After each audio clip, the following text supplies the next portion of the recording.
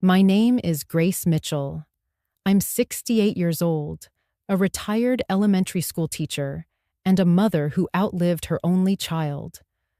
The morning after my son's funeral, I stood in the grand marble foyer of the mansion I once called home, holding a single worn leather bag in my hand. It was raining lightly, just enough to draw silver lines down the glass doors as if the sky itself couldn't quite cry out loud. Sabrina stood across from me in heels that clicked sharply against the floor, her arms folded, lips slightly curled in satisfaction. "You're nothing now," she said, barely above a whisper, as if afraid even her own voice might betray how much she enjoyed it. She didn't need to say more. The implication was already clear. Ethan was gone, and with him, every right I had to the house, the memories, the warmth that once lived in those walls. I didn't respond. Instead, I looked up at the portrait of Ethan above the fireplace, 39 years old, in his Navy uniform, with a smile that always carried a second of silence before it broke into laughter. I pressed my palm to the brass zipper of my bag, tightened my grip, and nodded once. Sabrina turned and walked away, her stilettos echoing into the hall like a judge's gavel. A man I'd never met wheeled my last suitcase out to the steps. Another opened the door. That was how it ended. But only on the surface, because 5 days later, she was at my door, wet, pale, and shaking so hard she could barely knock. Before we go there, though, let me tell you how we got here. If you're someone who believes that silence can be stronger than shouting, that quiet dignity can shake the ground louder than any tantrum, then maybe, just maybe, this story was meant for you. And if you've ever been told you're nothing, I hope you'll stay, because what happened next changed everything. It began with Ethan's funeral. It was held in the Mitchell family estate in Marin County, a place where sunlight used to pour through arched windows, bouncing off polished oak floors, and photographs filled with baby laughter, birthday candles, and family Thanksgivings. That day, though, the light stayed away. The ceremony was quiet, efficient, and cold. No choir, no eulogy. Sabrina had insisted on keeping it simple and elegant, though I don't think those were the words she really wanted. I stood beside the closed casket, holding Ethan's favorite photo, the one where he's sitting on the beach as a teenager, grinning, sand stuck to his legs. No one looked me in the eye. People came and went with handshakes and murmured condolences. Sabrina stood in black silk, her makeup untouched by tears. When the last guest had gone, she summoned Harold, the family's estate attorney, to read the will. We gathered in the formal living room, the fire unlit, a tray of untouched scones on the coffee table. Harold, in his gray three-piece suit, opened the folder with slow, careful hands. "In accordance with the last legally filed will of Ethan Charles Mitchell," he began, "all assets, including the primary residence, vehicles, investments, and business holdings, are hereby transferred to his legal spouse, Sabrina Mitchell." Silence.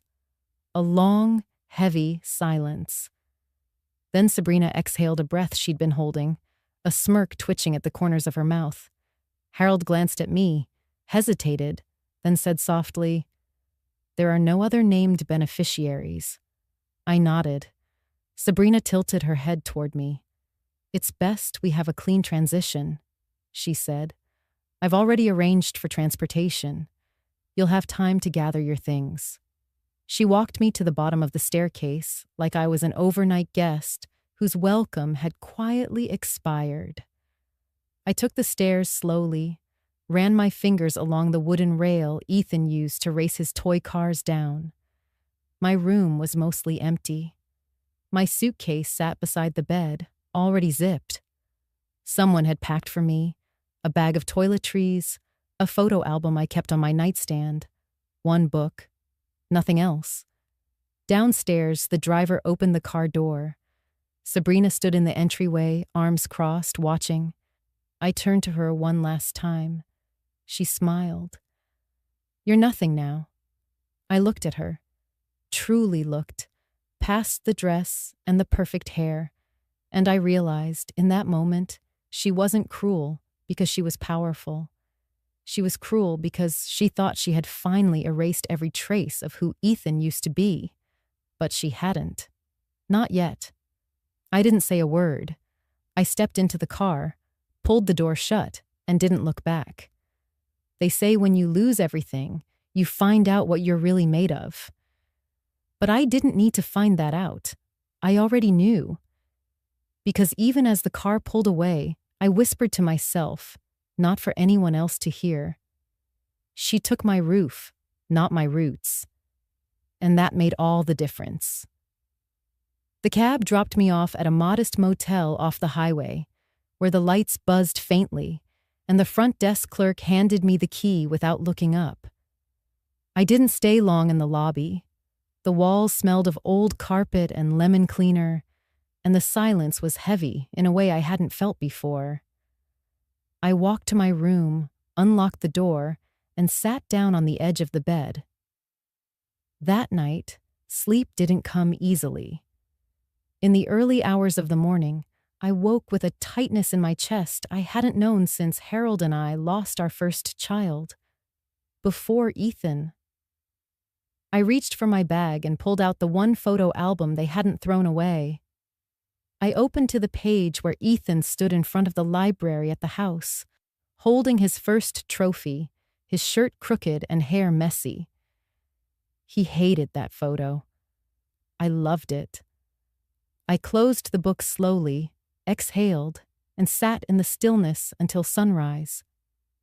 The next day, I called Harold and asked to retrieve a few personal items I had left behind, things Sabrina hadn't bothered to pack or even mention. He agreed to speak with her.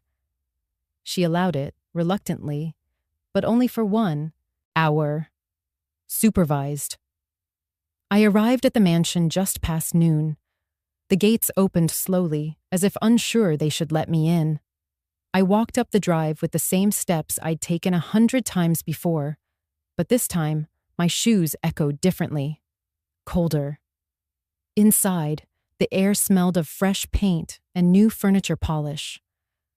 Gone were the warm leather chairs in the reading room, the grandfather clock that had belonged to Ethan's grandfather, and the little brass bell we used to ring at dinner time. A new rug stretched across the marble floor, geometric, modern, impersonal. Sabrina was standing in the foyer in cream slacks and a silk blouse, speaking to a young interior designer who looked barely old enough to vote. She glanced at me, then at the clock. "You've got 45 minutes. Marla will watch you," she said, and disappeared down the hallway. Marla emerged from around the corner, holding a dust cloth and a small notebook. Her eyes found mine, and for a moment, the years between us collapsed. We had shared so many quiet mornings over coffee in that kitchen. She used to bring me fresh muffins when Ethan was studying for exams. She looked thinner now, more careful.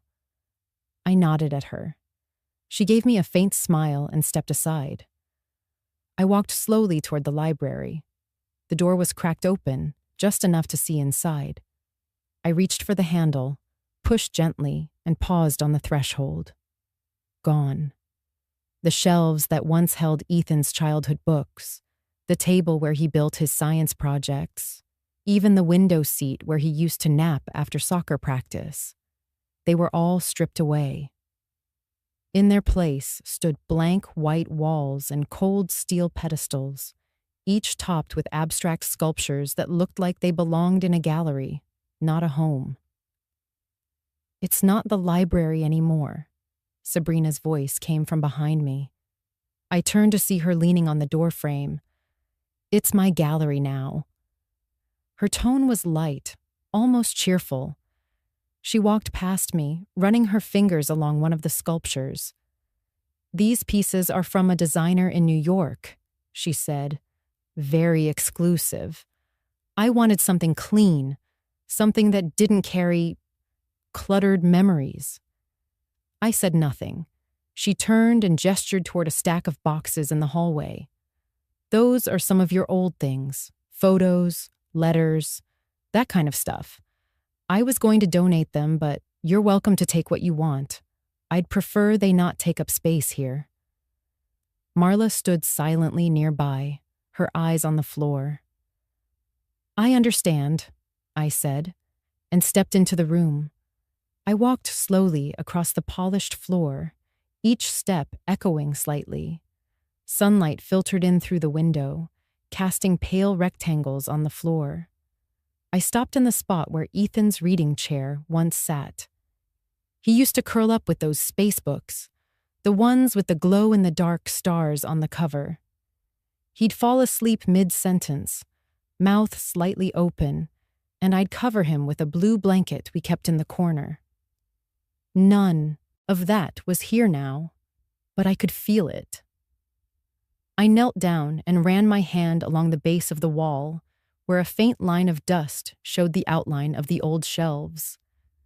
My fingers paused at a small scratch in the wood. Ethan's initials, carved when he was 7 after he got grounded for sneaking cookies before dinner. I traced the letters with my thumb and let my breath settle. "Is this going to take long?" Sabrina asked from the doorway. I stood slowly, turned to face her, and smiled politely. "No, I know what I came for." As I walked back through the hallway, I caught a glimpse of a photo, one of Ethan and Sabrina on their wedding day, now hung beside a modern sculpture. But it was upside down. I stopped for a second, wondering if it was a mistake or a metaphor. I didn't ask.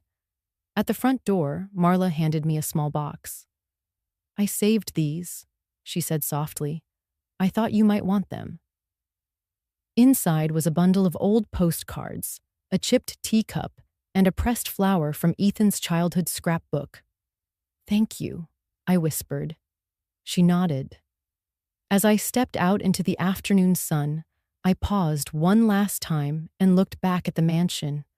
Not the house, not the wealth, not the walls, just the front door. The same door that once opened every morning when Ethan would run out to catch the school bus, waving at me through the window.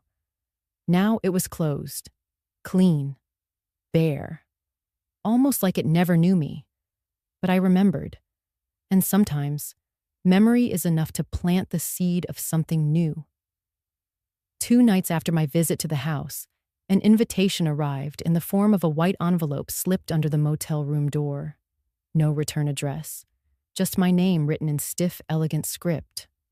Inside, a card, dinner at the estate, Saturday, 7 p.m., family and close friends.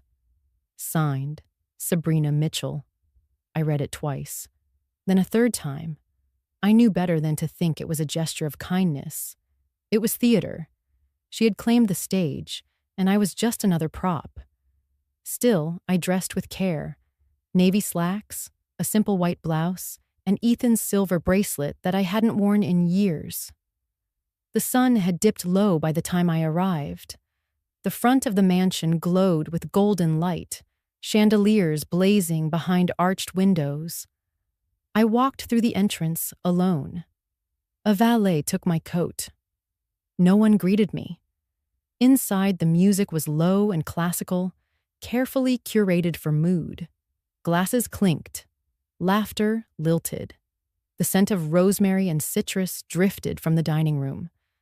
I stepped into the space that had once been our formal dining area, now remodeled with sleek marble floors and walls that no longer bore the family portraits. Instead, oversized abstract prints hung in their place. The long dining table, once covered in scratches from years of family dinners, had been replaced by a polished white slab that reflected every flicker of candlelight. Sabrina stood at the head of the table, wearing a fitted black gown and a diamond pendant I recognized from our family safe. She raised a glass. "To fresh starts," she said with a bright, controlled smile, "and to a future unburdened by the past." A few guests murmured in agreement. One even clapped. I scanned the room. Most of the faces were from Sabrina's world. Designers, socialites, investors. Not a single person from Ethan's childhood. No one from his unit.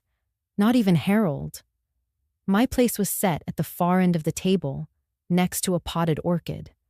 The seat cushion felt thinner. The plate in front of me was ice cold.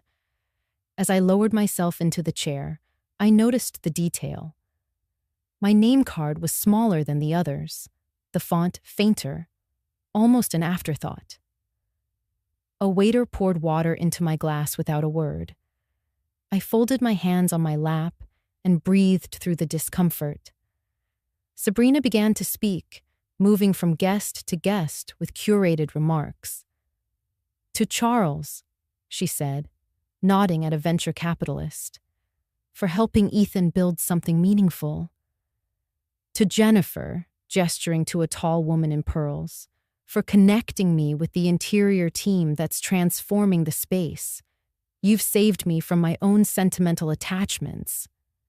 She laughed lightly. Everyone followed. I kept still. When she finally reached my end of the table, she didn't look directly at me. Instead, she lifted her glass again. "And to those who remind us that the past, while meaningful, should never become an anchor. Tonight, we celebrate what's next." A few guests glanced in my direction, unsure whether to smile or stay quiet. I pushed the cold plate forward gently. Next to me, a man I didn't know leaned in slightly and said in a low voice, "Be careful. Karma has receipts." I turned to look at him, but he was already sipping his wine, eyes on Sabrina. She caught the moment. "Oh, I believe in karma," she said smoothly. "I just happen to write my own." The room laughed louder this time, sensing her confidence. I stood slowly. No one stopped me. I stepped away from the table and walked down the side hallway toward the den, what used to be the heart of the home. I passed the small linen closet, then the hallway bench where Ethan used to tie his shoes. The photo wall was gone. All that remained were faint outlines where frames had once hung. I found one photograph resting upside down on a side table, as if forgotten or discarded. I turned it over. It was the three of us, Ethan, Sabrina, and me, taken during their engagement dinner. Ethan's hand rested gently on my shoulder. His eyes were squinting in laughter, mid-joke. Sabrina's smile was tight even then. I remembered that night. I had brought her a family recipe for apple crumble. She had thanked me, then handed it to the housekeeper without a second glance. I carried the photo back to the dining room. No one noticed. They were laughing over a joke Sabrina had just made about Ethan's tendency to be too sentimental when it came to old things. Old furniture, old friends, old promises. I set the photo frame gently in the center of the table. The laughter dipped for a moment, then resumed. I didn't say goodbye. I didn't need to. As I reached the front door, I passed the gallery space where the library had once lived. The lights were dimmed, the sculptures casting odd shadows against the walls. I paused, just long enough to look through the glass doors into the silent room. Then I stepped outside. The evening air was cool, and the driveway was empty. My rideshare hadn't arrived yet, so I sat on the stone bench near the fountain, letting the noise of the party fade behind me. The sky was clear. The stars blinked above, quiet and unmoved. I looked up at them, letting the silence settle inside me. There's a kind of stillness that arrives only after you've been erased from a place you helped build. But in that moment, I didn't feel erased. I felt like something had just begun. A door had closed. Yes. But another, one I couldn't see yet, was already starting to open. I pulled Ethan's bracelet gently around my wrist and waited for the car to take me somewhere I didn't know yet, but would learn to call my own. It happened just after midnight, 4 days after the funeral. The night air hung heavy with the kind of damp stillness that only follows hours of quiet tension. I was in bed at the motel, the TV muted, the lights low, when my phone lit up with a message from an unknown number. "Your boxes are on the porch. Please collect them by morning." No greeting, no name, no kindness. I didn't reply. I arrived at the mansion just after 1 in the morning. The street was empty, the windows of nearby homes dark and closed.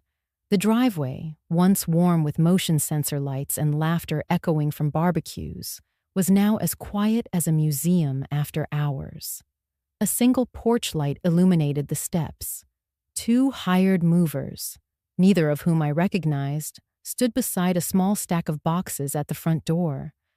My suitcase was there too, slightly scuffed, its zipper partially opened. On top of the pile was an envelope taped to a lamp base. My name was written in block letters. Sabrina stood inside the doorway, arms crossed, framed in the warm glow of the chandelier. She wore a satin robe, hair tied back, her face bare but set like stone. I stepped forward slowly, the gravel crunching beneath my flats. One of the men shifted uncomfortably and turned away. Sabrina didn't step outside. She leaned her shoulder against the doorframe and said evenly, "Take your memories. That's all you own now." Her voice didn't shake. That was what struck me most. Not anger, not sadness, just finality, practiced and polished. I looked down at the boxes. No more than 5 of them. I had lived in that house for nearly 3 decades, raised a son there, watched seasons change through its windows. 5 boxes. That was what I had left. Marla appeared behind her, still in uniform, holding a dish towel in one hand. Her eyes met mine, wide and unsure. She didn't speak, but her lips pressed into a thin line. She stepped forward as if to come outside, but Sabrina raised one hand slightly, and Marla stopped. I bent down to zip the suitcase shut. My hands moved calmly, though the breath in my chest felt stiff and shallow.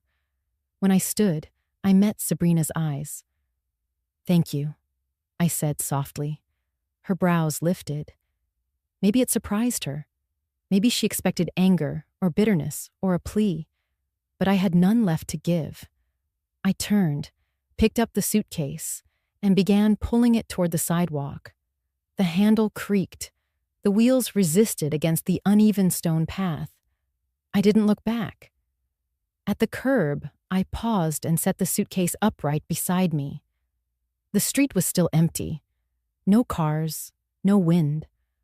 Only the distant hum of a plane overhead and the faint chirp of crickets in the shrubs. Then, behind me, the door closed. Not slammed exactly. It was firm, deliberate, the kind of closing that doesn't intend to be opened again. I stood there for a few seconds longer, letting the silence settle around me. Then I reached into my coat pocket and pulled out my phone to call a rideshare. The screen was cracked slightly in the corner, the result of dropping it 2 nights ago. I hadn't bothered to fix it. Some things, when fractured, don't need to be put back together. They just need to be accepted for what they are. The car wouldn't arrive for another 12 minutes. I sat down on the low brick wall bordering the neighbor's yard. My legs ached. My spine felt tired in a way only grief can explain. And then came headlights. But not from my ride. A small silver sedan slowed as it approached, window rolled down. The driver, a young woman in her 20s with soft eyes and a gentle voice, leaned out. "Are you all right, ma'am?" Her tone wasn't invasive. It wasn't pitying. Just human. I smiled. Just a little. "I will be," I said. She paused for a second, nodded, and drove on. That moment stayed with me longer than the door closing, longer than Sabrina's voice or the dull thud of the suitcase wheels. A stranger, offering kindness without agenda. Not fixing, not intruding, just asking. That's what dignity feels like. Not pride, not silence, but the quiet acknowledgement of being seen, even when everything else tries to erase you. Eventually, my rideshare arrived. The driver didn't speak. I was grateful for that. We drove down the winding road that led away from the estate. I watched the trees blur past the window. I didn't cry. Not that night. Instead, I looked down at my hands resting on my lap. They were the same hands that once braided Ethan's hair when he was a little boy. The same hands that signed every school form, that wrote lesson plans for decades, that baked his favorite chocolate cake from scratch on every birthday. Those hands still had work to do, because even though I had no keys, no deed, and no claim to the house anymore, I had something Sabrina could never own. I had roots. And roots, when buried deep enough, find new places to bloom. The motel room buzzed with a dull fluorescent flicker above the mirror, casting the space in a gray-blue hue that never quite felt awake. The air conditioner rattled in the corner, battling a chill that had already settled into the walls. The bedspread smelled faintly of bleach and dust, and the mini-fridge hummed like it was whispering secrets in the dark. I set the boxes down one by one. The suitcase leaned against the armchair. The chipped lamp beside the bed clicked on with a stubborn twist. The room wasn't much, but it held silence, and that was something. I stood there for a while, coat still on, keys still in hand, not sure whether to sit, unpack, or simply collapse. My body ached in places I didn't know had names. I hadn't eaten dinner, but I wasn't hungry, just hollow. On the desk, I placed the cardboard box Marla had slipped to me. Inside were scraps of a life I used to know, postcards from Ethan's summer camps, faded photos, a child's drawing with "I love Mom" written in shaky crayon, and a small wooden frame wrapped in tissue. My hands shook a little as I unwrapped it. It was a photo I hadn't seen in years. Ethan at 17, standing in front of the library in the house, holding his first place science fair ribbon. His hair was too long, shirt wrinkled, but his smile could have lit up the entire county. Taped to the back of the frame was a folded envelope. I paused. Not because I recognized the handwriting, it was Ethan's, and I would know it anywhere, but because something in me knew this wasn't a casual note. The envelope was sealed with red wax, the kind he used as a joke one Christmas when he decided to send letters like a medieval king. My name was on the front. Just Mom. I sat down slowly on the edge of the bed, ran my finger under the flap, and pulled out a single sheet of lined paper, creased in thirds. His handwriting slanted a little more than I remembered, but the loops were still his, messy and confident. "Mom, if you're reading this, it means you did the right thing. Again. And I'm sorry I couldn't say it out loud before I left." I inhaled, then let the breath stay locked inside my chest. I knew this would get complicated. I wanted to believe Sabrina would hold on to her better self, the one I used to see in the early days. But if she didn't, I didn't want you to be unprotected. I blinked slowly, swallowing back something that wasn't quite a tear, but wasn't far from it. There's another version of my will. Harold knows. I left instructions. It's not about revenge. It's about values. About what you taught me. How kindness is not weakness, and how compassion doesn't mean letting people walk over you. I smiled faintly, the edges of my mouth pulling upward for the first time in days. If she broke the promise, if she ever made you feel like you didn't matter, then the clause should activate. And if it does, I hope you'll finish what I started. I hope you'll turn the house into something better than a monument to ego. My hands trembled. The words blurred.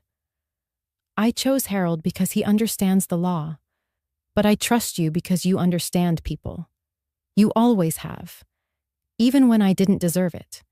Even when I was a mess, you stood by me with your quiet eyes and your steady hands. I leaned forward, pressing the paper to my heart. The room felt impossibly still. I'm not there to fight for you, Mom, but this letter is. And if you've made it this far, then I know you already have everything it takes to finish the rest. No sign-off, no goodbye. Just one last line. Love, always. I folded the letter gently, placed it back inside the envelope, and set it beside the photograph on the nightstand. Outside, rain began tapping against the window. Not heavy, just steady. A rhythm that sounded almost like a heartbeat if you sat still long enough. I turned off the buzzing ceiling light and switched on the bedside lamp. A warm pool of light settled over the table, softening the edges of the cheap furniture, making the room feel almost like a memory instead of a motel. My hands moved instinctively toward my purse. I pulled out my phone and dialed Harold. He picked up on the second ring. Grace? His voice was rough with sleep, but alert. I found the letter, I said. There was a pause. Then, the one behind the photo? Yes. He didn't ask what it said. He didn't have to. He had been part of this plan all along, quietly, respectfully, waiting until I was ready to decide. I'm tired, I said, but I'm ready. Then we begin tomorrow, he said. There's a lot we'll need to file, but we can do this. I don't want to fight, I said. I want to build something. Ethan didn't want a war. No, Harold agreed, but he wanted a legacy. That word settled into my chest like a stone and a sunrise at the same time. Legacy, not a possession, not a house, but a truth passed forward, one act at a time. Get some rest, he said gently. I'll come to you in the morning. I hung up and sat for a while longer, the paper still warm in my hand. I folded it once more, slid it into the inside pocket of my coat, and placed the coat over the chair like I used to do at home. I looked around the room, at the lamp, the boxes, the raindrops chasing each other down the glass. And for the first time since the funeral, I didn't feel displaced. I felt placed, exactly where I needed to be. And somewhere, far beyond this motel, the seeds of something stronger had already started to stir beneath the surface. The morning came quiet and gray, the kind that lingers in a strange place between dusk and decision. Outside the motel window, fog sat low over the trees, curling around streetlights and muting the world like a held breath. I stood at the sink brushing my hair, watching my reflection in the mirror, a woman with lines deeper than she remembered, with eyes that no longer apologized for existing. I had not slept much, but I felt clearer than I had in weeks. Just after 8 a.m., a knock came, not loud, not urgent, just present. Harold stood there in a navy wool coat, holding a leather briefcase and a cup of coffee in each hand. The same Harold who had sat beside Ethan during spelling bees, who had once built snow forts with us when Ethan was small, and the electricity went out during a storm. He handed me the coffee, nodded toward the small table by the window, and we sat. No small talk. I read Ethan's letter again this morning, I said. He folded his hands. I hoped you would. I want to do this right, I said. I don't want to fight. I want the truth to hold weight. It will, Harold said. Because Ethan didn't just write that letter to comfort you. He built legal mechanisms around it. Quiet ones, but strong. He opened the briefcase and pulled out a thick file. He laid it flat on the table between us, and for the first time, I saw the phrase underlined at the top. Character clause. I traced the words lightly with my finger. What exactly is it? I asked. Harold leaned back. It's a conditional provision Ethan added in a private codicil, one that supersedes the standard will if certain ethical violations occur. He drafted it with my help, and we had it approved preemptively by the probate court, under seal. His idea, not mine. I looked up. So it's legal. It's airtight. He tapped the page once gently. The clause states that if the primary beneficiary is found to have engaged in morally negligent, coercive, or abusive behavior toward any direct family member of the deceased, especially a dependent or elder, it opens the door for immediate review. If proven, the entire estate can be redirected into a trust, with new terms. My fingers stilled. So, throwing me out, humiliating me, I didn't need to finish the sentence. If it's documented, Harold said carefully, then yes, that behavior can qualify. I sat back in the chair, letting the weight of that sink in. She didn't hit me. She didn't yell. No, Harold said, but the law recognizes something called constructive eviction, creating an environment so hostile or neglectful that it forces someone to leave. Especially when that someone is a vulnerable elder who previously lived in the home. She locked me out in the rain, I said quietly. Put my things on the porch. Treated me like a trespasser in my own son's house. Harold nodded once. And there's more, he said. The clause also names me as the executor if conditions are met. Which means, with your consent, I can begin gathering affidavits, submitting witness statements, and initiating a court hold on the estate's liquidity. I didn't answer right away. The motel room buzzed faintly again, the ceiling light flickering, the heater humming low. It all sounded so far away now. If I do this, I said, I want it to mean something. Harold waited. I don't want to reclaim a mansion, I continued. I want to honor Ethan's memory. I want to build something better from the wreckage. I want to plant something that grows. You already are, Harold said. You're choosing to stand. He reached into the folder again and slid a single paper across the table. It was a sworn affidavit template. I'll speak to Marla, he said. She saw everything, and if she's willing, her testimony will matter. I nodded. And you, he added, will need to submit a statement. Your version of the truth, signed and notarized. I took the paper in my hands. It wasn't heavy, but it felt like granite. I'll write it today, I said. Harold offered a faint smile. Ink is the quietest weapon we have. He stood, gathered the rest of the documents, and buttoned his coat. I'll check back tonight, he said. By then, we'll know if Marla's willing to speak. I walked him to the door.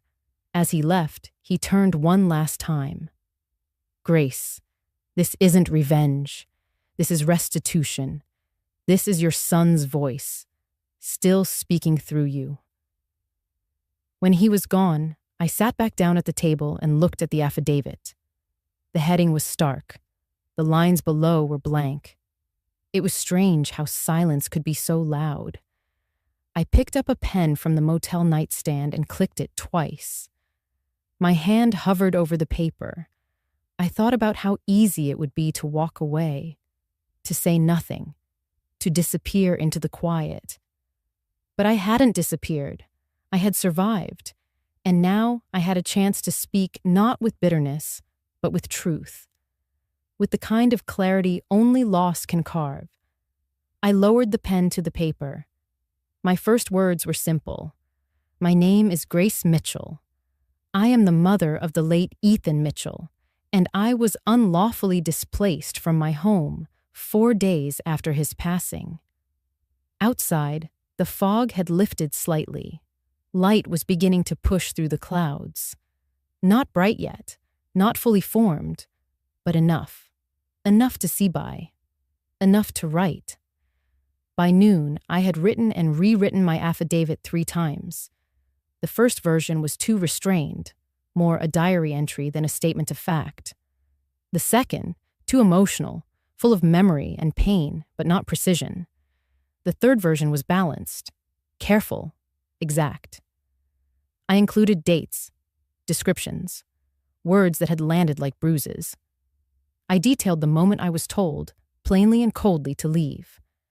The placement of my belongings on the porch. The absence of legal process or basic human kindness. I signed it with a hand that no longer trembled. Harold returned that evening just as the sun dipped behind the tree line. He read my statement in full, nodding slowly as his eyes scanned each paragraph. He didn't speak until the very end. "This is clear," he said. "It speaks quietly, but it carries weight. Just like you." I looked at him and asked the question I hadn't dared until now. "Will it be enough?" He folded the pages gently, then slipped them into a sealed folder. "It will be the start." He then handed me a second folder. Inside was Marla's signed affidavit. She met me this afternoon. She asked only one thing before signing. What was that? That she not be punished for telling the truth. I pressed my lips together. "She won't be." He nodded. She recounted everything. The dinner, the photo, the boxes on the porch, Sabrina's words. She didn't exaggerate. She didn't editorialize. She simply told what she saw. I stared at the folder in my lap, feeling its quiet weight. There was something deeply human about affidavits, not just ink on paper, but proof that someone had seen and that someone cared enough to remember. Harold reached into his coat and brought out a document wallet. "Now comes the next part," he said. "We'll file a notice of probable cause with the probate court, citing the character clause and attaching both affidavits. And then, if the judge accepts the petition, the court will place an immediate hold on the estate. Sabrina won't be able to sell, spend, or transfer assets until a full review is conducted." I nodded. "And if she fights it?" "She can try, but the clause is enforceable, especially with 2 sworn witnesses, and one of them is me." We sat in silence for a few moments. The motel light flickered overhead, casting a soft halo over the table. "Would you like to be present when I file?" Harold asked. "No," I said. "Let the paper speak." He smiled faintly. "Some wars need no noise, only ink." I stood and walked to the window. Outside, the wind had picked up, tossing leaves across the lot in slow, drifting spirals. I could hear a train in the distance, its low whistle weaving through the hills like an old hymn. "Will she know immediately?" I asked. "She'll know when her accounts are frozen, when the contractors call asking why their payments bounced, when her calls to the bank are met with silence. That will break her." "No," Harold said gently. "It will reveal her." The next morning, I accompanied Harold to the notary's office just down the street. The space smelled like fresh toner and old leather chairs. A young man in a white shirt and suspenders stamped the affidavits one by one, slid them into official folders, and handed them back without comment. From there, Harold drove directly to the courthouse. I didn't go inside. I waited in the car, watching the people walk past with coffee cups and briefcases, all of them carrying small universes of struggle I would never know. Inside the building, Harold moved through the marble halls with his usual precision. He passed the security checkpoint, greeted the clerk by name, and submitted the documents at the probate window. A digital timestamp confirmed their entry. 9:12 a.m. It was done. When Harold returned to the car, he said only, "We've stepped into the light." That afternoon, I sat in the motel room alone and watched the light move slowly across the floor.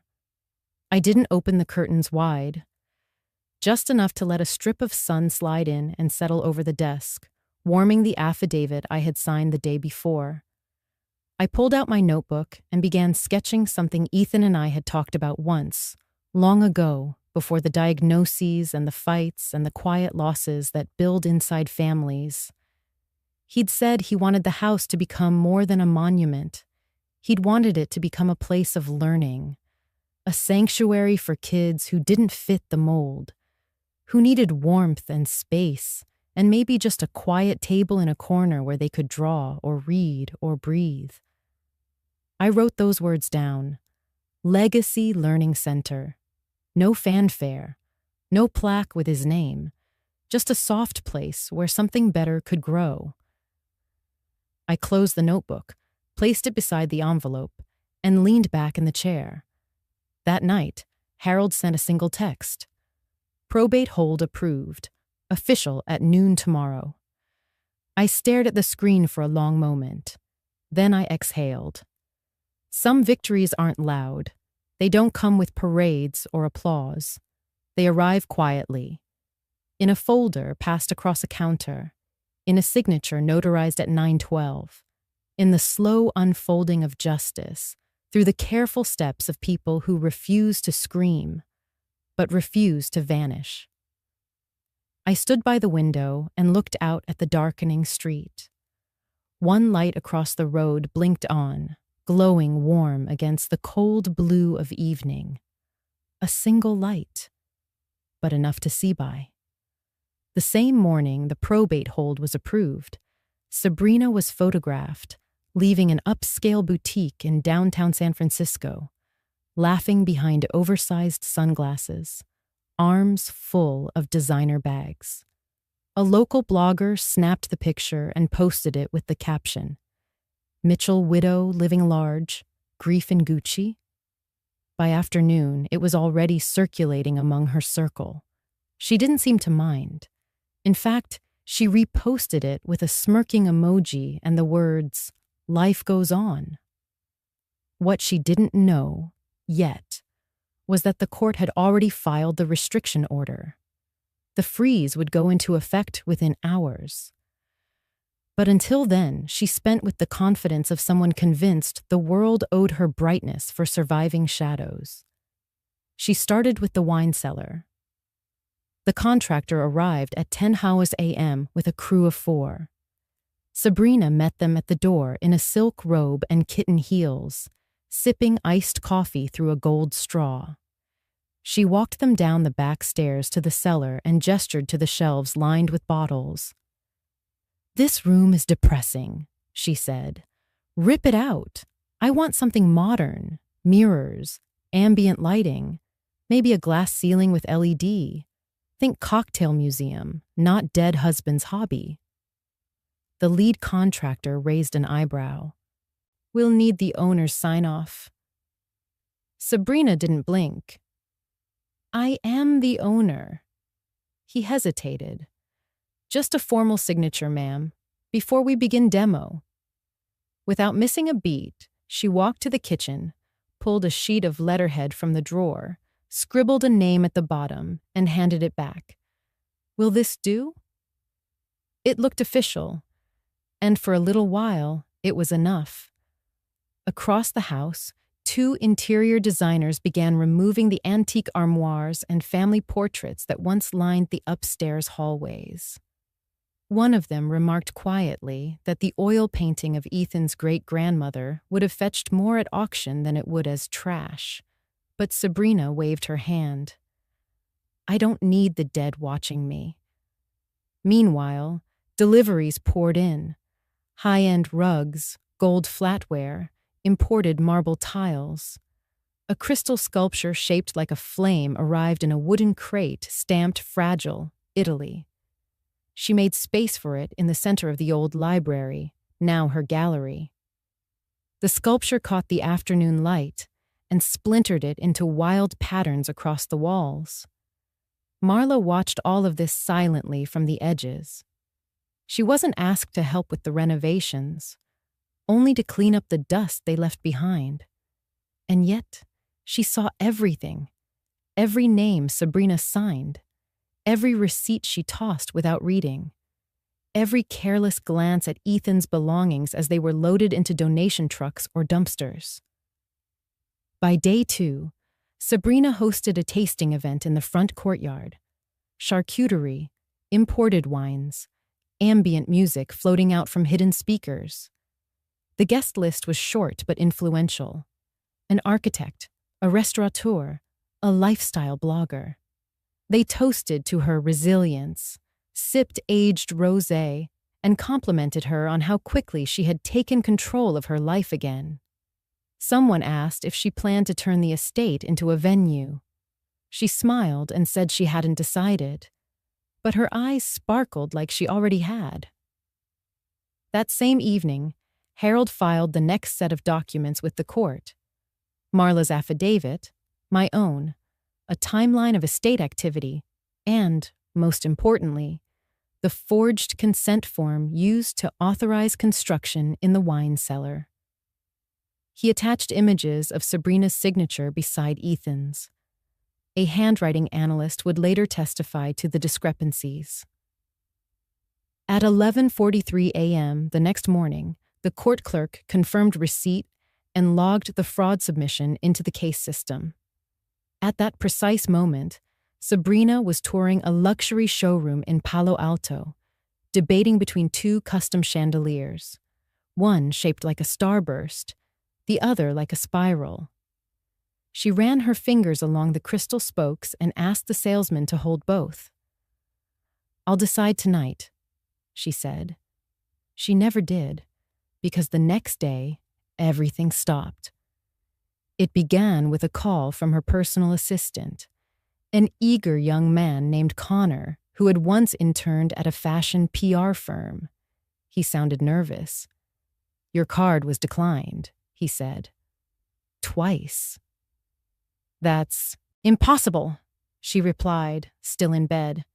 Try again. I did. They said, there's a legal hold, something about probate. She sat up. A second call came from the contractor. The wine cellar team had been ordered to pause work. Payment hadn't gone through. Materials were still on site. He needed to know what was happening. Sabrina called her bank directly. A woman with a kind voice but clipped tone answered and asked for her account verification. Sabrina provided it.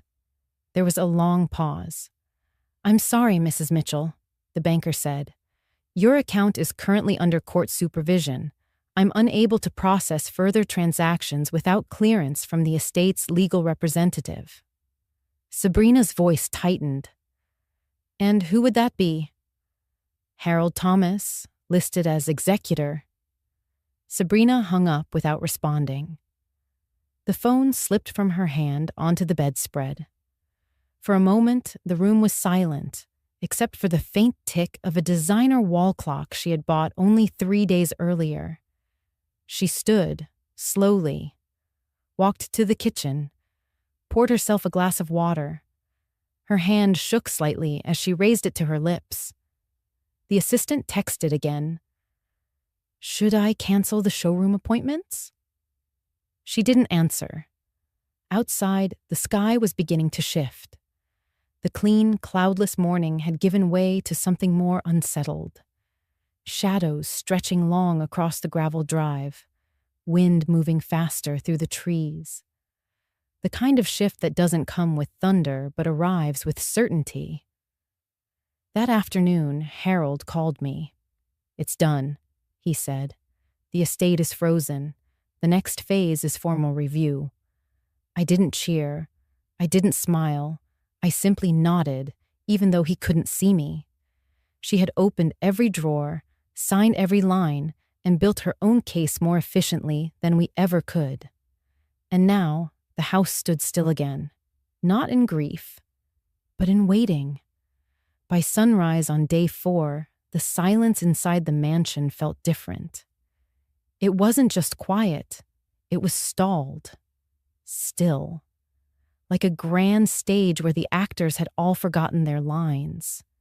The energy that had once pulsed through the halls, hollow as it may have been, had vanished, leaving only a sterile hush behind.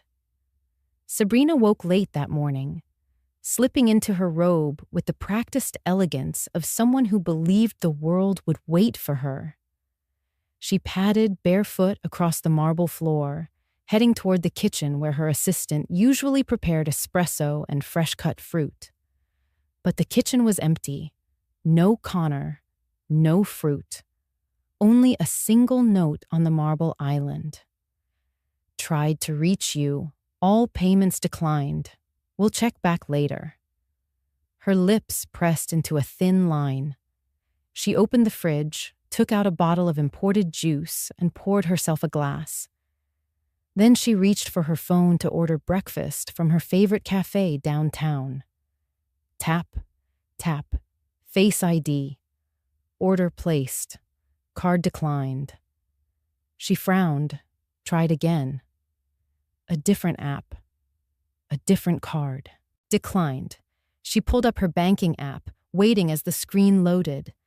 The numbers were there. The balances still listed, impressive and comforting.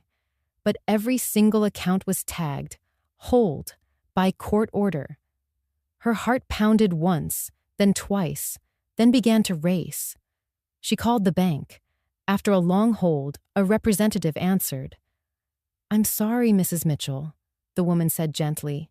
"Your accounts are currently subject to a temporary court hold, pending investigation." Sabrina's voice went cold. "This is absurd. On what grounds?" "I'm not at liberty to discuss the details," the woman replied. "You'll need to contact the estate's assigned representative." "And who might that be?"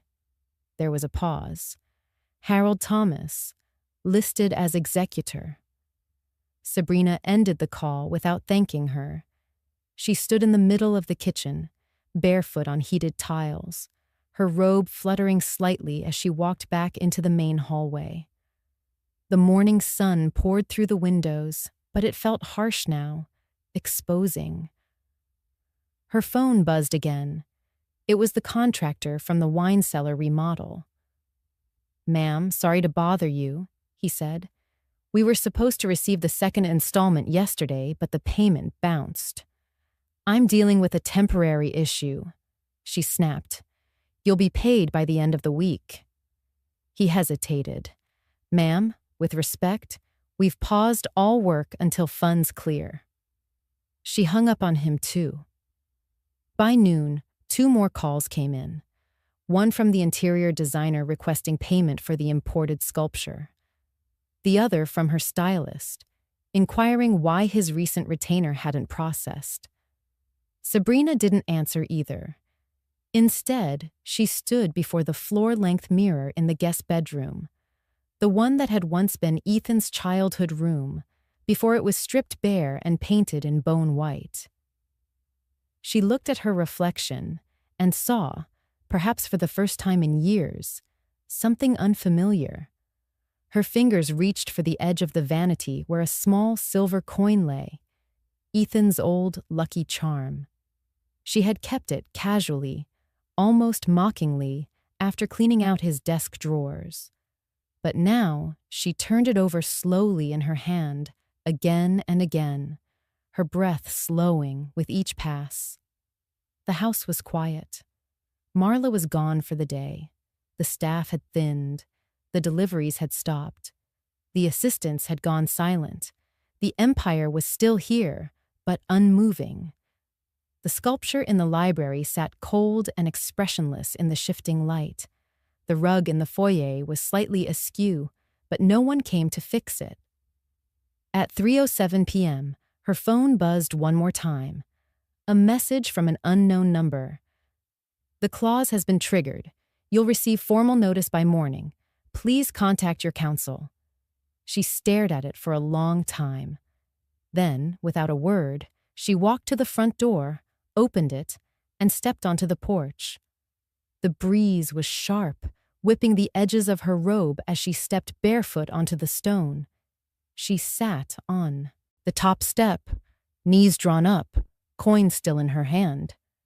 It was the first time in days she had sat still. And in that stillness, she began to understand. The silence wasn't an absence. It was a verdict. Inside the house, her phone rang again. She didn't move to answer it. She leaned her head against the stone column, eyes closed. Behind her, the house, so recently filled with movement, power, attention, felt weightless, like an abandoned costume after the curtain falls. The light shifted. Time passed. She didn't cry, but the coin grew warm in her palm, as if, maybe, it still remembered who had once carried it with hope. And now, without money, without applause, without her audience, Sabrina Mitchell sat alone in a $56 million mansion she no longer controlled. And the only sound was the wind moving gently through the hedges. On day 5, the calls stopped altogether. No more contractors following up. No more stylists, bankers, or assistants chasing signatures or funds. The silence had calcified. Even the background hum of movement, the cleaning crew, the steady rhythm of courier deliveries, the low music that once curled out from hidden speakers, was gone. Sabrina wandered the halls barefoot, not in elegance this time, but because she hadn't bothered to put shoes on that morning. Her robe hung looser now, cinched hastily at the waist, the silk wrinkled and stained with a drip of last night's wine. She had barely touched her food in 24 hours. The mansion, so carefully curated in the days following Ethan's funeral, had begun to reveal the truth beneath its surface. A smudge of makeup left on a mirrored table. A wilted orchid centerpiece forgotten in the dining room. A wine glass still perched on the edge of the staircase banister. She had thrown a party here just days ago. Toasted to new beginnings. Laughed under chandeliers she'd imported from Europe.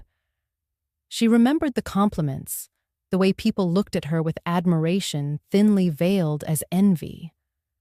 Now, even the mirrors had stopped flattering her. She found herself standing in the center of the gallery, the former library, where the Italian sculpture stood in eerie stillness. The sun filtered in through the high glass windows, casting fractured light across the floor. But even that beauty felt distant now. It didn't warm the room, it exposed it. There was a knock at the front door. She flinched, then walked slowly across the hall, her steps soft against the marble.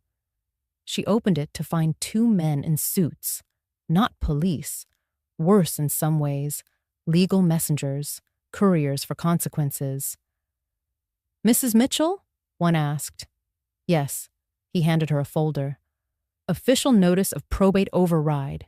You are now under temporary restriction as the estate undergoes investigation."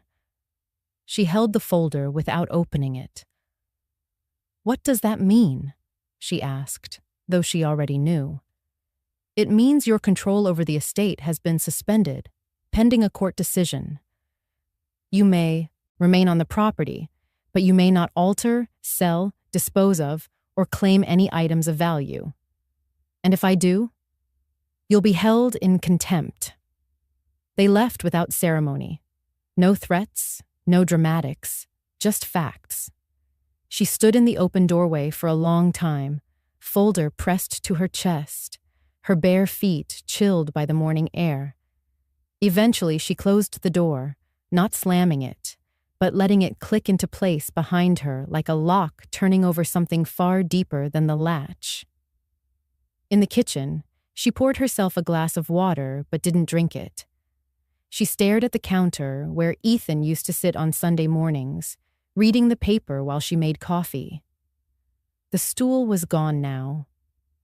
She had replaced it with a sleek bench that no one used. She opened the envelope and pulled out the notice. Her eyes scanned the lines. Affidavit submitted by Grace Mitchell, supported by witness Marla Jensen. Allegations of elder eviction, fraudulent consent, and estate misconduct. Probate hold, active. Codicil under review. Trust transfer pending. There was a second sheet. Ethan's original codicil. Her eyes caught a phrase midway down. Should the primary beneficiary demonstrate neglect, coercion, or cruelty toward my mother, Grace Mitchell, the character clause will be activated and control of the estate shall transfer to the Mitchell Legacy Trust. Her hand tightened on the page. She reread it. Twice. Then again. The word trust felt like betrayal, not just from Ethan, but from the version of herself that had believed she could outrun judgment by polishing the surface. She dropped the papers on the table and sank into the nearest chair. Her robe slipped off one shoulder, but she didn't adjust it. For the first time in years, there was no one watching. The chandelier above her flickered as if the bulbs sensed the weight in the room. Sabrina sat in that stillness for hours. She didn't answer texts, didn't return the one missed call from a friend who had already begun pulling away, didn't notice that her reflection in the microwave door looked tired and blurred. At some point, she walked back to the guest bedroom, the one she'd claimed after renovating the master suite into a private spa that now sat untouched. On the nightstand beside the bed, she found it again. The silver coin. She had forgotten it was still there. A trinket she once mocked. A sentimental piece from Ethan's drawer. She picked it up and turned it between her fingers. It was warm, worn at the edges. The engraved letters faded from years of handling. She sat on the edge of the bed, the coin resting in her palm, her gaze fixed on the window. Light moved slowly across the floor, as if reluctant to stay. There were no tears, no breakdown, no theatrics, just the sound of time. Just the quiet descent of someone realizing they had built their life on scaffolding, and the scaffolding had given way. She thought of Grace, not with anger, not yet, just curiosity. Had she planned this? Had she waited, watching from the shadows? No. Grace didn't strike like that. She didn't raise her voice or slam doors. She simply stood. And now Sabrina was left to sit in the house she no longer owned, surrounded by things she no longer controlled, holding a coin that once belonged to a boy who had chosen silence as his last word. Outside, the wind stirred again. The same wind that had rustled the trees on the day of the funeral. The same wind that had carried Grace's suitcase down the steps. It whispered now, through the cracks in the windows, not loud, but clear enough to hear. And if Sabrina had been listening closely, she might have realized. It sounded almost like forgiveness. It was just after 7 in the evening when the knock came. Not sharp, not urgent, just 3 soft taps, measured, human, the kind of knock you don't expect after 5 days of silence. I was in the kitchen, wrapping the last of the carrot muffins I'd baked that morning. It had been years since I made them, Ethan's favorite when he was 12, but something about the rhythm of it had steadied me. Flour, sugar, peel, grate, stir, bake, wait. The apartment I had moved into was modest. a one-bedroom above an antique bookstore that smelled of cedar and old paper. But it had light, real light, the kind that filtered in through sheer curtains and warmed the tile beneath your feet. It was enough. When I opened the door, Sabrina stood there in the fading light, her shoulders hunched against the wind, her hands bare and trembling. She wasn't dressed for the evening. Her sweater was thin, clinging to her in awkward folds. Her makeup had faded in patches. The polished veneer she had worn for weeks, maybe years, was gone. All that remained was a woman who looked far too young to be broken and far too old to be forgiven easily. "I didn't know where else to go," she said. Her voice cracked on the last word. I didn't move. I let the silence sit between us. 5 days of unraveling. 5 years of polite distance. 5 minutes of her standing outside my door, unsure whether she still existed in the world she thought she ruled. She took a breath, tried to start again. "They've frozen everything. The cards, the accounts, the contracts I signed." I said nothing. She looked down, then back at me. "They're going to take the house." I finally spoke. "It was never yours." Her chin quivered. "Please," she whispered. "I don't know what to do." The hallway light from above spilled across her face, casting long shadows beneath her eyes. She looked so different in that moment. Not weak, exactly. Not pitiful, but transparent. The armor was gone, and all that remained was the fragile truth of someone who had never expected to fall. "I lost everything," she said. I let that hang in the air. "No," I replied. "You lost what wasn't yours to keep." She blinked quickly, holding her breath, as if trying to absorb the sentence before it shattered her completely. I studied her face for a long time, and in that stillness, I saw something flicker. Shame, maybe. Or the earliest shadow of understanding. The kind that comes when the world finally stops applauding long enough for you to hear the sound of your own choices. Behind me, the smell of warm muffins lingered in the air. A soft breeze pushed through the open window, rustling the edge of the curtain. I stepped aside. Not much, just enough. She hesitated, then stepped in.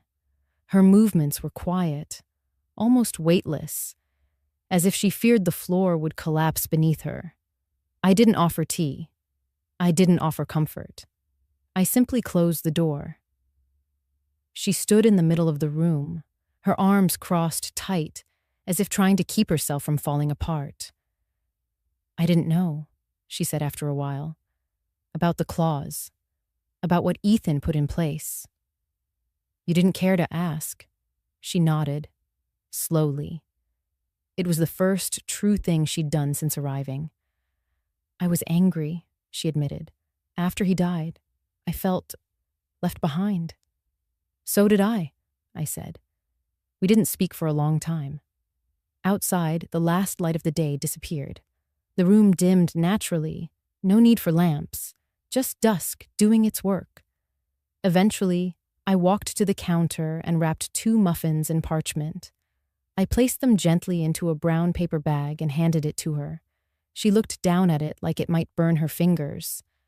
"I didn't come for food." "I know." She held the bag to her chest like it was the only thing she'd earned that day.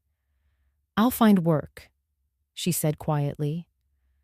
"Whatever they decide. I just wanted to say I'm sorry. I know that doesn't fix anything." "It doesn't," I replied. "But it's a beginning." She nodded, and for the first time since Ethan's passing, I believed her. As she turned to leave, she paused at the door, one hand on the knob, the other still clutching the bag. "I'm not asking for your forgiveness." "I know," I said. Then I opened the door for her. The hallway light caught the edge of her face one last time. She didn't look like a villain anymore. She looked like a woman who had walked to the edge of something, then stepped back just in time. And sometimes, that's enough. The courtroom was smaller than I imagined. No grand staircases or dramatic lighting. Just wood polished by years of wear, beige walls, and rows of chairs filled with quiet people who weren't here for spectacle, just truth. I sat near the front beside Harold. He was composed, as always, adjusting his glasses every few minutes as if it kept the weight of the moment in balance. In front of us, the judge, a woman in her 60s with silver-streaked hair and steady eyes, flipped through the case file. Her expression didn't change, but her movements were deliberate, unhurried. Sabrina sat on the opposite side of the room. She wore a plain gray dress, no jewelry, no designer bag. Her hair was pulled back, not styled, but tied. She looked not humbled exactly, but human. Smaller, quieter. She didn't look at me. Not once. The clerk called the session to order. This is a continuation of the probate hearing for the estate of Ethan Charles Mitchell, the judge began. Per the request of the court, we've reviewed the documents submitted under the character clause provision, along with corresponding affidavits and expert analyses. She glanced up, eyes sweeping the room before returning to the page. I have before me a notarized alternate codicil, pre-approved and sealed by the probate court, contingent on ethical conduct by the primary beneficiary. This clause was filed with intent to protect vulnerable parties and establish conditional transfer of estate control in case of misconduct. She paused. The courtroom remained still. Harold stood. Your Honor, I submit for the record the following: a sworn affidavit from Grace Mitchell detailing unlawful eviction and verbal coercion, a second affidavit from Marla Jensen corroborating the events, and handwriting analysis confirming that consent for estate modifications was falsified by Mrs. Sabrina Mitchell. He walked slowly to the front, placed the folder on the desk, and stepped back. The judge opened the file. She read silently for a few long moments. A clock ticked faintly on the far wall. I have also reviewed video footage submitted from the estate's own surveillance. The judge continued, lifting another folder. Footage that captured the removal of Mrs. Mitchell's belongings, the denial of access, and verbal exchanges that support the claims made in both affidavits. Sabrina shifted slightly in her seat. Her fingers clenched together in her lap. Mrs. Mitchell, the judge said, addressing her directly, do you contest the authenticity of the codicil or the allegations brought forth? Sabrina stood. Her voice was soft but audible. No, Your Honor. The judge nodded. And do you understand the consequences of breaching the character clause? I do. There was a silence then, brief but final. The judge turned back to the file. Given the uncontested evidence, the veracity of the affidavits, and the confirmed breach of the codicil's conditions, I am ordering immediate execution of the revised estate distribution under the Mitchell Legacy Trust. Harold's hand tightened around his pen. The judge continued. As stipulated, full control of the estate will transfer to the trust, with Grace Mitchell named as trustee. This includes all physical property, liquid assets, and investment holdings tied to the original will. She looked again at Sabrina. You are not entitled to further control of these assets. Sabrina gave a small nod. It was the only movement she made. However, the judge added, as a surviving spouse, the court acknowledges the need for basic support. The trust shall issue a stipend of $2,000 per month, contingent on verifiable employment and periodic review. I didn't look at Sabrina, but I felt the weight of that moment pass through the room like a slow breath. The judge finished signing the order, her pen firm against the page. She looked up once more. "This case is closed." The clerk gathered the folders. Chairs creaked. Shoes scuffed softly against the floor as the room began to empty. Harold turned to me. "It's done." I nodded. There were no tears, no applause, just breath, in and out. The rhythm of something justly, quietly repaired. We walked into the hallway, where sunlight filtered through tall windows. I rested my hand along the rail as we descended the steps, and for the first time in a long time, I felt steady. Outside the courthouse, Sabrina stood alone on the sidewalk. She wasn't crying. She wasn't angry. Just still. She clutched a manila envelope, likely her copy of the court order, and a canvas tote that looked worn at the edges. I walked past her without stopping, but just before reaching the car, I turned. "You didn't lose everything," I said, "but you did lose the right to pretend it was ever truly yours." She didn't argue. "I'll find work," she said. I nodded. "Good." As I opened the car door, she added, "Thank you for the stipend." I didn't smile, but I didn't look away either. "It's not a favor," I said. "It's what's left when dignity is stripped down to its simplest terms." She lowered her eyes. Then I got into the car, closed the door, and let the city roll by as Harold drove. The world outside felt louder somehow, brighter, but it didn't feel like it was pushing me anymore. It felt like I was finally walking beside it. Later that night, I returned to the apartment. I opened the file that contained the final court order and placed it gently inside the small wooden box where I kept Ethan's letter. I ran my fingers along the grain. He had planned for this, not with malice, but with care. And now, that care had found its form, not in punishment, but in redirection.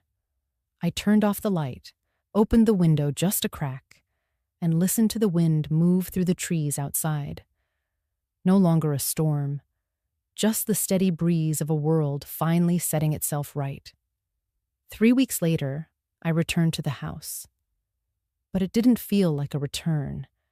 It felt like something else, like opening a door you were once pushed through, and this time choosing to walk in with your head high and your hands full of intention. The gates opened without resistance. No fanfare, no security guards, just the quiet hum of the motor and the crunch of gravel beneath the tires.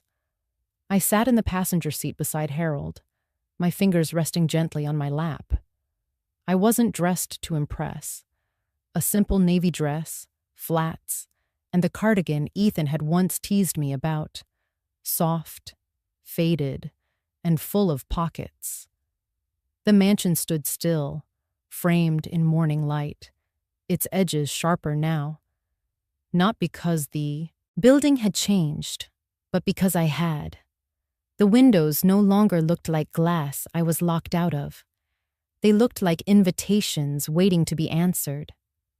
We parked near the front steps. I opened the door myself, the same door that had once closed behind me with the weight of finality. This time, it didn't creak. This time, it opened like it remembered me. Inside, the air was cooler. The scent of lemon oil and fresh linen floated through the halls. Most of the marble sculptures were gone, returned to their vendors after invoices went unpaid. The hallways had been cleared. What remained were walls stripped of pretense. I walked slowly through the foyer and paused at the base of the staircase. My hand reached instinctively for the railing, the same smooth wood Ethan used to race his toy cars down. My fingers paused over a faint groove etched into the side, an old scratch from a forgotten accident. Still there. Harold walked a few steps behind, letting me take it in. "We can start any time," he said softly. "The paperwork's been filed. Licensing approved. The city granted the zoning exception last week." I nodded. "I want the children in by summer." We moved together through the space that had once been a library, then a gallery. The walls were bare now, the sunlight brighter than I remembered. I stepped to the center of the room and placed a single item on the long oak table, a folded wool scarf, Ethan's scarf, the one he wore every winter without fail. It didn't match anything. It didn't need to. The table had been delivered that morning, locally made, wide enough for 12 children to sit around comfortably. The chairs were still en route. The bookshelves would arrive next week. A reading nook was being built near the windows, with bean bags and soft lighting. I walked to the far window, touched the glass, and let the morning warmth spill over my knuckles. Beyond the trees, the sky stretched open and pale, hinting at summer. In the kitchen, a new staff was being hired. Not maids or servers, but coordinators and caretakers, educators who believed in small kindnesses and second chances. The Legacy Learning Center would be open to children from local shelters, public schools, and programs serving underserved families. A place for children who needed a warm meal, a quiet hour, a stable table to finish their homework, or maybe just a place to feel safe for a little while. That had always been Ethan's wish. I hadn't known it clearly when he was alive, but now, holding his words in my chest each day, I understood it better than ever. Upstairs, I walked into what used to be the guest bedroom, Sabrina's temporary sanctuary.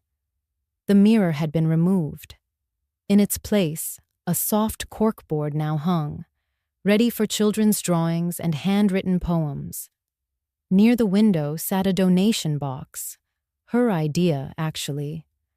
Sabrina had reached out last week, requesting to volunteer part-time. Her offer came with no conditions. She now worked mornings at a small cafe downtown and spent her afternoons helping with administrative tasks for the center. Today, she wasn't here, but she'd been steady since. She showed up early, stayed late, never asked for credit. The stipend she received from the trust was modest, but she didn't complain. She moved like someone who knew she couldn't undo what had been done, but could try to lay something right in its place. Back downstairs, I stepped into what had once been Ethan's study. The room had been repainted a soft green, shelves cleared and organized. In the center of the desk sat a single photo. Ethan, at 10 years old, gap-toothed and sunburned, holding a worm he'd found in the garden. Beside the photo was a small stack of welcome letters for the center's first students, each one hand-signed by me. Dear student, this is a place for you. A place where your dreams matter, even if they don't make sense to anyone else yet. A place where you are not forgotten, you are seen. Welcome to the Mitchell Legacy Learning Center. Grace Mitchell, trustee. As I stood there, I heard laughter. Not loud, not rehearsed, but real. I turned toward the front windows and saw them. 6 children walking up the path with wide eyes and bright backpacks. 2 volunteers greeted them near the front steps. One of the girls held a handmade card in her hands. She looked nervous and excited all at once. I moved to the door and opened it slowly, letting the sunlight pour in. "Are you Miss Grace?" the girl asked. "I am." She handed me the card. On the front was a crayon drawing of a house, a tree, and 12 stick figures holding hands beneath a rainbow. Inside, it read, "For kids who dream with empty pockets." I smiled. "That's a beautiful dream," I said. She nodded shyly and took my hand. I led them into the house, not as an owner, not as someone reclaiming power, but as someone finally ready to share what was always meant to be given. The door stayed open behind us, sunlight spilling through the threshold, warming the floor, and for the first time, the house felt full in a way money could never make it. It was no longer a mansion, it was a beginning. The ocean was quieter than usual that morning.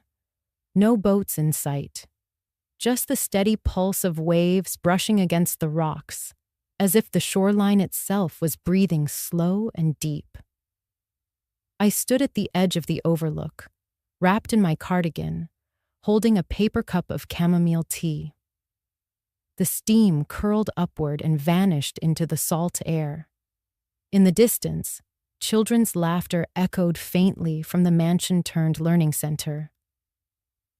It was day 30 since the doors officially opened. From here, the house looked like it had always belonged to them.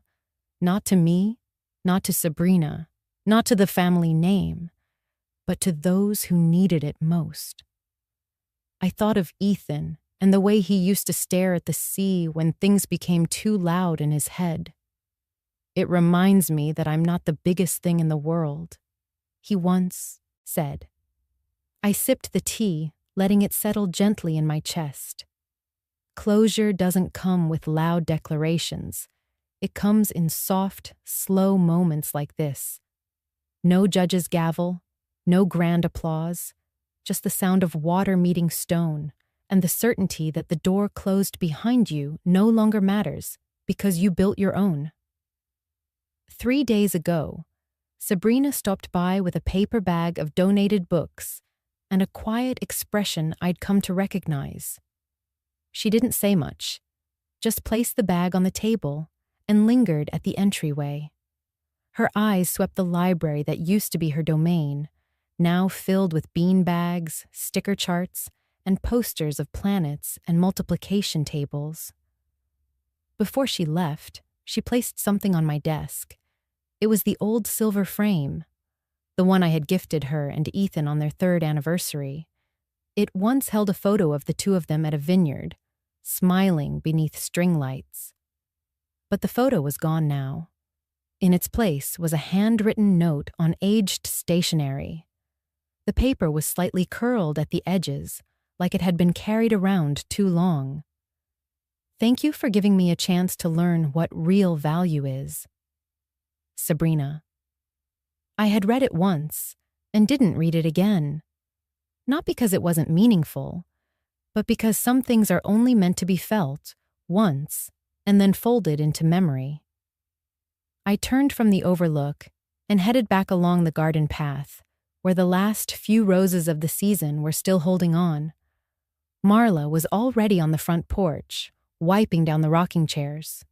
She waved with her gloved hand and gave me that look. Half proud, half tired, all heart. "There's tea in the pot," she said. "Lemon ginger today." I smiled. "Chamomile's enough for now." Harold arrived shortly after, carrying 2 file folders and a bag of bagels from the bakery downtown. We sat together in the sunroom while he updated me on the center's legal registration progress. The paperwork for nonprofit status had gone through. Donations had already started trickling in. A retired science teacher had volunteered to run a free astronomy program on weekends. "You've started something, Grace," Harold said. "Something that's not going to stop when you do." I looked down at the folder containing the trust summary. The balance was modest compared to what Sabrina had once tried to claim, but it was more than enough to seed a future that didn't depend on wealth. It depended on will. Before he left, Harold paused at the door and glanced at the wall beside us. The old painting of the harbor had been replaced with a framed newspaper clipping from the local journal. A small headline read, "Once a mansion, now a haven, Mitchell Legacy Center opens for children in need." In the photo, I was barely visible, just a blurry figure in the background, helping a child tie their shoelace. "Good photo," Harold said with a smirk. "Your best angle." I laughed. "Out of focus?" "No," he said, centered on someone else. After he left, I walked the halls again, this time alone. I passed by the open door of the art room and saw two children painting side by side. One had drawn a house with a golden sun. The other, a single door with tiny hands reaching for the knob. The door. That word had followed me this entire journey. The door that closed behind me when Sabrina said, "You're nothing now." The door I walked through again when I reclaimed my name, not with force, but with ink, proof, and quiet strength. And now, this new door, always open, always creaking softly in the breeze, always welcoming someone who needed a place to begin again. Back in my office, I placed the silver frame on the shelf, not as a reminder of pain, but of perspective. I sat down and reached for the last envelope Ethan had written. It had arrived last week, forwarded from the estate attorney. On the outside, in his familiar block letters, "For Mom, final thoughts." I had waited until the right moment, and now it felt like it had come. I opened it carefully. "Mom, if you're reading this, then the clause worked, and you're still standing. I knew you would be. I made mistakes. Some I can't undo, but I trusted you to know what matters. What matters isn't the house. It isn't the money. It's whether or not people feel safe when they walk through the doors we build for them. You did the right thing. Again. I love you. Always." I folded the letter and placed it back in the envelope. My fingers were trembling, not from pain, but from something gentler, something like peace. Outside, a wind picked up. It rustled the papers on my desk and sent the light curtain fluttering in the corner. I looked up, and for a moment I imagined I saw Ethan in the doorway. Just a flicker, a feeling, a warmth. I closed my eyes and whispered softly, "I will be." She thought I was nothing, but sometimes nothing is everything you built with your own two hands. If you believe silence can be strength, share this story. It's never too late to build a door where there once was a wall.